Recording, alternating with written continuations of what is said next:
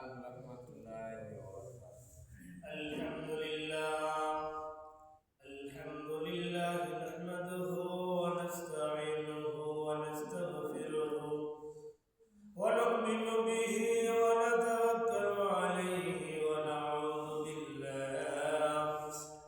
na'udzu billahi min shururi anfusina wa min sayyiati a'malina. Man yahdihillahu fala mudilla lahu wa man yudlil fala hadiya lahu. Nashhadu an la ilaha illallah wahdahu la sharika lahu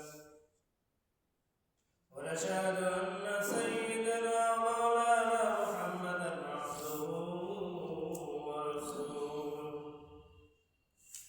الذي أرسله بالحق بشيرا ونذيرا وداعيا إلى الله بإذنه وسراجا منيرا. أما بعد فقد قال الله تعالى في كلامه المجيد: أعوذ بالله من الشيطان الرجيم.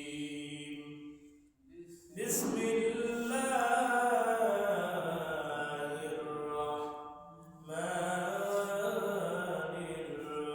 الرحيم. إن الله اشترى من المؤمنين أنفسهم وأموالهم بأن لهم جنة، أو كما قال عليه الصلاة والسلام: حب الدنيا رأس كل خطيئة. وقال النبي صلى الله عليه وسلم: إن الله وملائكته يصلون على النبي يا أيها الذين آمنوا صلوا عليه وسلموا تسليما. اللهم صل على سيدنا مولانا محمد وعلى آل سيدنا شفيعنا محمد. بلغ العلا بكماله كشف الدجى بجماله عصمت جميع خصاله. صلوا عليه وآله.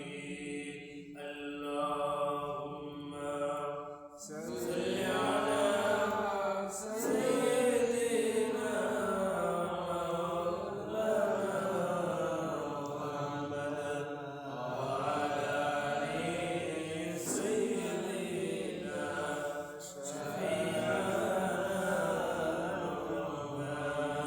لا إله إلا الله، لا إله إلا الله، لا إله إلا الله، لا إله إلا الله محمد رسول الله.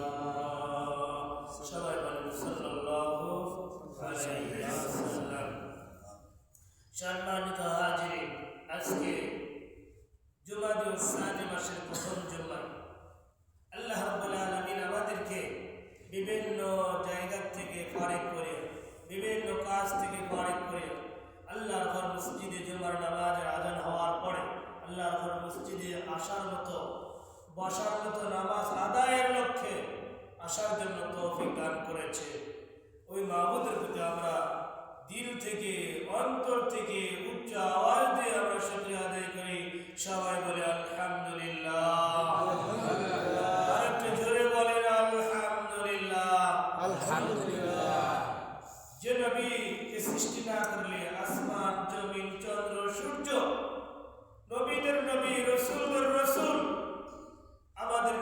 হযরত মুহাম্মদুর রাসূলুল্লাহ সাল্লাল্লাহু আলাইহি ওয়াসাল্লাম মান সাল্লা আলাইয়া ওয়াহিদাতান আল্লাহর রাসূল বলছেন যে ব্যক্তি আমার নাম শুনে আর নাম শোনার পরে আমার উপরে দরুদ না পড়ে, আমি নবীর উপরে দরুদ না পড়ার কারণে সে যেন ধ্বংস হয়ে যায়। বলে নাউযুবিল্লাহ। আমাদেরকে আল্লাহ রাব্বুল আলামিন মানুষ হিসেবে কি হিসেবে মানুষ বানায় দুনিয়াতে পাঠানো হয়েছে। আমরা হলো মানুষ। আমরা কি মানুষ? আল্লাহ তাআলা কোরআনের মধ্যে বলেন ওমা খালাকতুল জিন্না ওয়াল ইনসা ইল্লা লিয়াবুদুন, আমি মানুষ এবং জিন জাতিকে সৃষ্টি করেছি আমার ইবাদত, আমার দাসত্ব, আমার গোলামি করার জন্য, আমার গোলামি করার জন্য। কিন্তু বলেন তো আমরা ওই মাবুদের কি গোলামি করছি? করি নাই। কেন করি না? ভালো লাগে না।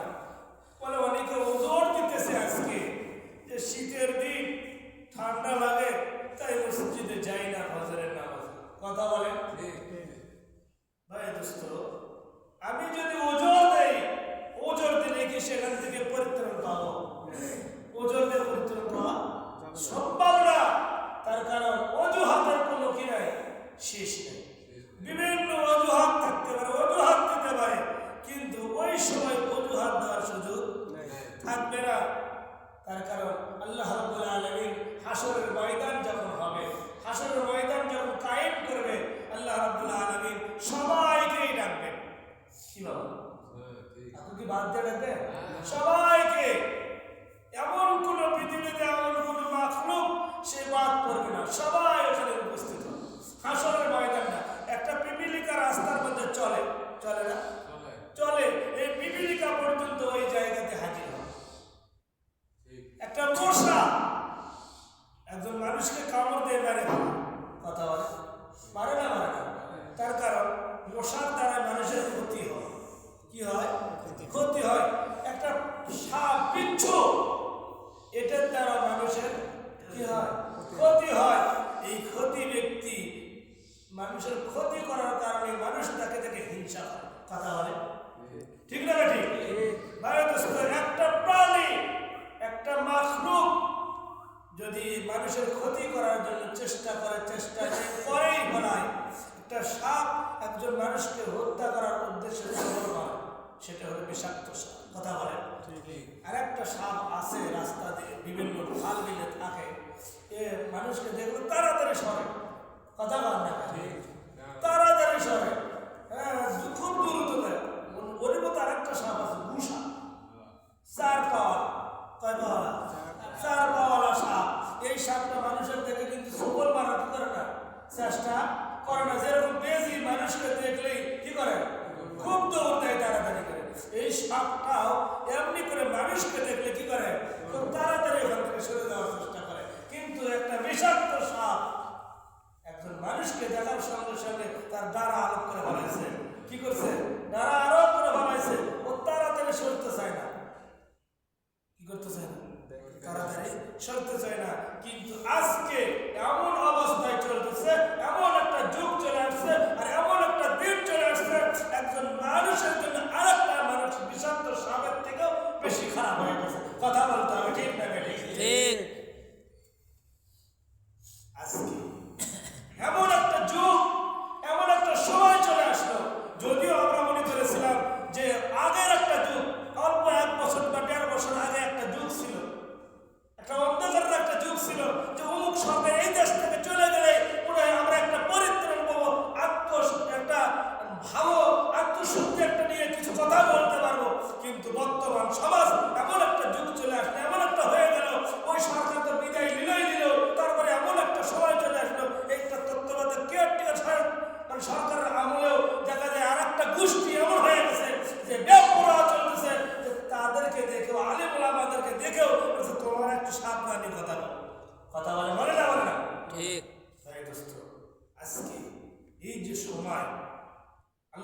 আল্লাহ রসুল যে হাদিস দিয়েছেন যে বৃদ্ধর সময় বৃদ্ধ আজকে আমরা যারা বৃদ্ধ হয়ে গেছে এই বৃদ্ধকে গুনাহ থেকে বাঁচার জন্য করে গুনাহ যাতে না করে বৃদ্ধকে গুনাহ করার স্পৃহা যাতে তার দিলে না থাকে লজ্জা করা দরকার এই কথা বলা হয়েছে হাদিসের ভিতরে যে হাদিসটা আমি পড়েছি এই যে এই হাদিসের অর্থ বলতেছে বৃদ্ধ যাতে গুনাহ করার থেকে কি থাকে লজ্জিত হয় যাতে গুনাহ যাতে না করে আজকাল আমাদের মুখের দ্বারায় হাতের দ্বারায় কথার দ্বারায় গুনাহ হয় না প্রত্যেকটা মানুষের প্রত্যেকটা ব্যক্তির চাই বৃদ্ধ চাই যুবক চাই শিশু সবার মুখ থেকে মুখের ফাইসা কথা বাহির হয় না ভাই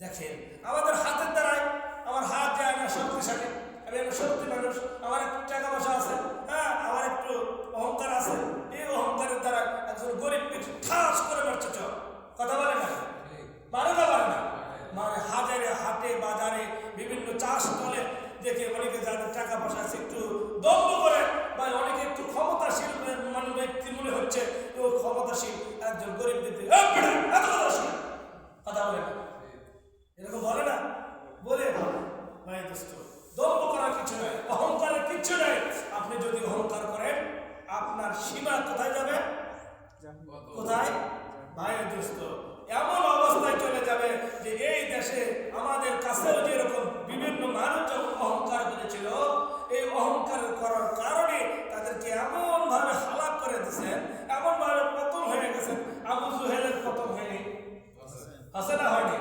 নমরুদের ফেরাউনের সাদ্দাদের তাহলে আমরা দেখতে পাইছি শুনতে পাইছি যে অমুক অমুক বাদশা ছিল বহু টাকার ক্ষমতা ছিল সিংহাসন ছিল এই সিংহাসনে বসে ফেরাউন মুসা আলাইহিস সালামকে কি করেছে নীল নদে কথা বলতে নীল নদে মুসা আলাইহিস সালামের সাথে কি হয়েছে যুদ্ধ হয়েছে রাস্তা বাইর হয়েছে মুসা আলাইহিস সালামকে যুদ্ধের জন্য করে ফেরাউন ধাওয়া করেছে মুসা আলাইহিস সালামের সামান্য মুসা আলাইহিস সালাম অল্প কিছু কম অল্প কিছু জাতি নিয়ে মুসা আলাইহিস সালাম নীল নদ পাড়ি দিয়েছে সুবহানাল্লাহ ফেরাউনের দম্ভ ছিল অহংকার ছিল যে আমার সামনে তুই তো পারবি না কি ভাই তোমার সামনে তুই তো কি পারবি না তোর তো দল নয় তোর দল হলো ছোট তোর মাত্র অল্প কিছু সংখ্যক লোক আমার বিশাল দল এই রাজপ্রসাদ আমার অনেক কিছু আছে রাজ্য আমার আমি যা হুকুম করবো সেটাই রাজ্যের লোক শুনতে বাধ্য কথা বলেন না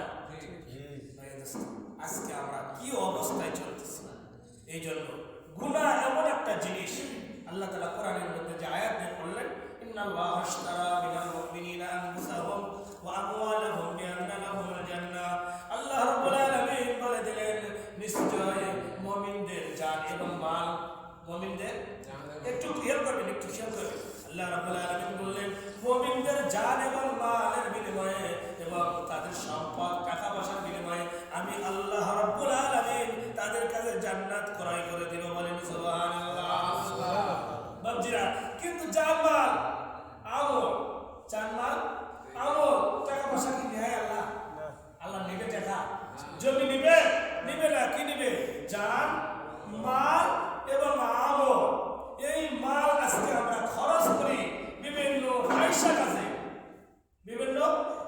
কাজে আজকে যে একটা সময় চলে যাইতেছে আমনের সময় এই আমন ধান কাটার পরে আমাদেরকে ওষর দিতে হয় দান করতে হয় কিন্তু বাড়িতে যদি কেউ ধান চাওয়ার জন্য যায় কোনো মাদ্রাসা বা কোনো গরিব মিসকিন যাও তো এখন ধান কাটায় ব্যস্ত আছে এখন আর দেব না সময় আমাদের ধান কাটার পরে ওই জমির থেকে কতটুকু ধান হলো কয় মণ ধান হয়েছে কয় শতক জমির থেকে তার কারণ আমনের সময় তো পানি খরচের কি নাই পানিটা খরচ হয় পানিটা আল্লাহ তাআলা প্রদত্ত হয় এই জন্য জমিন থেকে যে ধানটা উৎপাদন হয় এই জমিন থেকে যতটুকু ধান হইল প্রতি মণে যদি 5 কেজি করে দান করে কমবে না বাড়বে কথা বলতে কমবে না বাড়বে কিন্তু কমবে না কিন্তু আমরা ধারণা রাখি কি কমে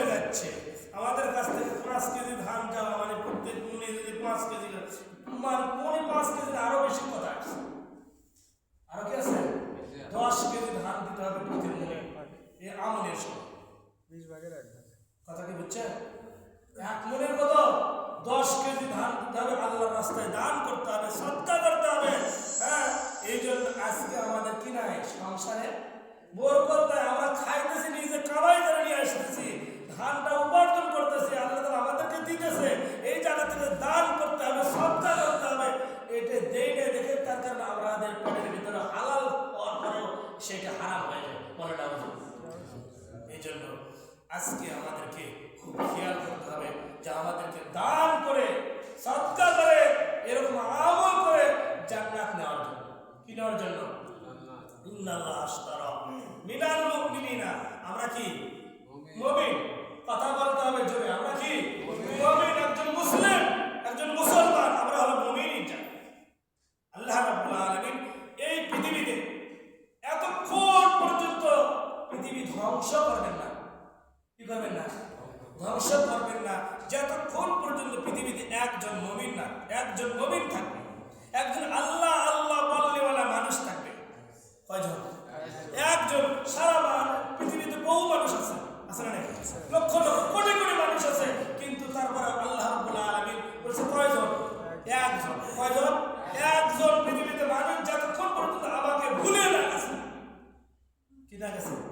আল্লাহকে ভুলে না গেছে যে মাবুদ আছে, এরকম আছে না? পৃথিবীতে আছে না যে মাবুদ আছে, মাবুদ আমাকে বানাইছে, মাবুদ আমাকে বানাইছে।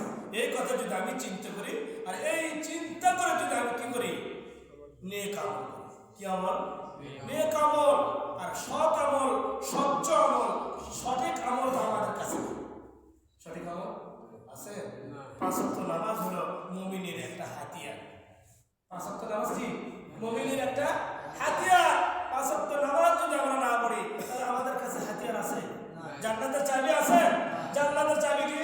as-salatu মিফতাহুল জান্নাত। নামাজ কথা বলেন না, নামাজ কি জান্নাতের চাবি?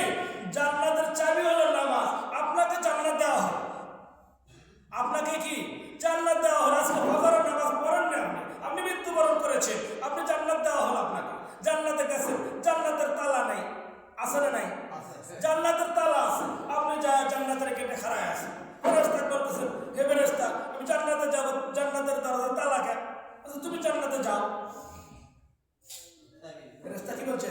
তুমি জান্নাতে যাও, তোমাকে তো জান্নাত দিয়েছে আল্লাহ, তুমি জান্নাত যাও, তোমার জন্য বন্ধ আছে, তুমি চাবি দিয়ে খুলে তুমি চলে যাও। এখন অনেকটা আফসোস করতেছে, হায় আফসোস, হায় আফসোস, লা আদরি লা আদরি, আমি তো জান্নাতের কাজ করিনি, আমি তো আজকে ফজরের নামাজও পড়িনি। তার কারণ আল্লাহ রাসূল বলেছেন as-salatu মিফতাহুল জান্নাত, নামাজ হলো জান্নাতের চাবি। নামাজ জান্নাতের চাবি। আমি তো নামাজ পড়ি নাই, তাই এই জন্য জান্নাতটা খোলা নাই। বলেন সুবহানাল্লাহ। জান্নাত খোলা নাই, নামাজ পড়লে জান্নাত কি থাকতো? খোলা থাকতো। অটোমেটিক আপনি জান্নাতের রাস্তা, যেটা আপনাকে দেওয়া হয়েছে জান্নাতের রাস্তা, যাওয়ার সঙ্গে সঙ্গে গেট এমনি এমনি খুলে যেত। বলেন সুবহানাল্লাহ। এই জন্য আমি আর আপনি একজন মুমিন, প্রকৃত মুমিন হইতে পারবো যতক্ষণ না এরকম আমি আল্লাহ তাআলার হুকুম এবং নবীর তরিকে না চলতে পারবো, এতক্ষণ আমি কখনো মুমিন হতে পারবো না। মুমিন হওয়া অনেক বিশাল নিয়ামত। মুমিন হওয়া কি বিশাল নিয়ামত। তার কারণ একজন মুমিন আল্লাহ তাআলাকে ভয় করে, আল্লাহ তাআলাকে ভয় করে। একজন মুশরিক আল্লাহকে কত করে? মুশরিক ভয় করে? আল্লাহকে ভয় করে না, আল্লাহকে শিরক করে। মুশরিক কি করে? আল্লাহকে শিরক করে।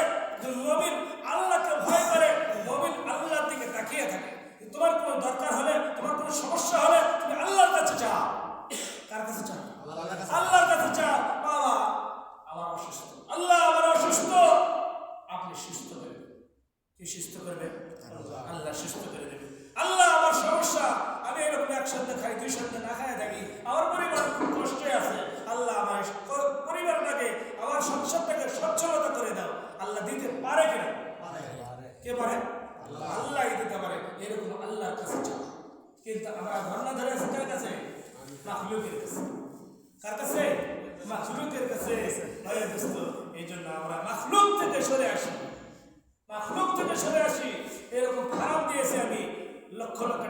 জিজ্ঞেস করেছি মনে করতেছে আমার এই হারাম খিলেবে না খিলেবে কে?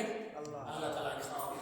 এই জন্য খাওয়ানোর মালিক যেহেতু আল্লাহ, আমলের মালিক, আমাদেরকে করার জন্য সুযোগ করে দিয়েছেন। জান্নাত আল্লাহ, জান্নাত কার? আল্লাহ। ওই জান্নাতে যাওয়ার মতো আমাদের সবাইকে নেক আমল করে আল্লাহ তাআলার হুকুম নবীর তরিকায় চলে ঈমানের অবস্থায় আল্লাহ তাআলা আমাদের সবাইকে কবরে যাওয়ার মতো তৌফিক দিক। সবাই বলেন আমিন। ওয়া আখির